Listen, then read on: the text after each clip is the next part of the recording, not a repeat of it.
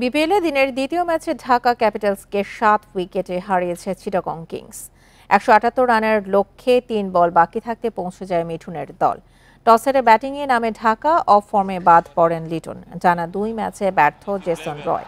Stephen দীপুর দ্রুত বিদায়ে চাপ বাড়ে ঢাকার। ধাক্কা সামলে তানজিদ সাব্বিরের জুটি রানের গতি বাড়িয়েছে। তানজিদ করেন ৫৪ রান। অন্যদিকে দীর্ঘদিন পর বিধ্বংসী ব্যাটিংয়ে আলো কাড়েন সাব্বির। 50 আসে ২২ বলে, ৯ ছক্কা ও ৩-৪-এ ৩৩ বলে করেন ৮২ রান। সর্বোচ্চ ৩ শিকার খালিদের। ১৭৮ রানের টার্গেটে চিটাগংয়ের শুরুটা ভালো হয়। ইমন উসমানের ওপেনিং জুটি ৫৫ রানের 50 করেন উসমান। এরপর ক্লার্ক, মিঠুন ও শামীমের কার্যকর ব্যাটিংয়ে সহজ জয় চিটাগংয়ের।